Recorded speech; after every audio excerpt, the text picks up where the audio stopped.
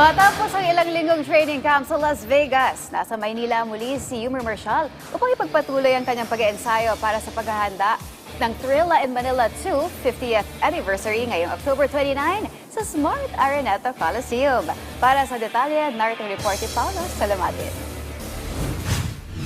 Ipagpapatuloy ni Filipino Olympic boxer Yumir Marshall ang kanyang pag-iensayo dito sa Maynila matapos ang 6 na linggong pagsasanay sa Las Vegas bilang paghanda sa kanyang nalalapit na laban kontra Venezuelan boxer na si Eddie Colmenares sa Thrilla in Manila 2 ngayong October 29 sa Smart Araneta Coliseum. Nakadakdang magtapat sina Marshall at Colmenares sa makasaysayang event ng boxing ngayong taon sa kaparehong entabladong pinaglabanan ni Muhammad Ali at Joe Frazier noong 1975. Sa social media post, hinatid ni MP Promotions President Sean Gibbons patungong airport sa Las Vegas sina Marshall kasama sina Jerwin Ancajas at trainer Joven Jimenez. Nag-ensayo si Marshall sa Knuckleheads Boxing Gym ni Gibbons sa buong buwan ng Setyembre matapos ang kanyang matinding pagganap sa ilalim ng Manny Pacquiao headliner noong Hulyo sa MGM Grand kung saan tinalo niya si Bernard Joseph upang manatiling undefeated sa 6 na panalo at may 4 na knockout. Sa taong 2026, inaasahang mas sisikip pang schedule ni Marshall dahil ito na ang panahon na tinatarget ng kanyang kampo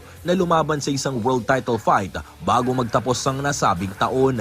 Balak din kasi ng MP Promotions na mas maging aktibo sa laban si Marshall sa mga susunod na buwan kung saan target nila ang 4 na laban sa susunod na taon upang mas mapabilis ang pag-angat nito sa world rankings. Dahil sa abalang schedule mula sa priorities, posibleng hindi na makalahok si Marshall para sa Pilipinas sa Southeast Asian Games sa Thailand ngayong Disyembre at Asian Games sa Nagoya sa 2026. Mismong si Manny Pacquiao ay excited na rin sa karera ni Marshall at sinabing handa siyang personal na mag-train dito kapag nabigyan na ng pagkakataon na lumaban para sa world title fight.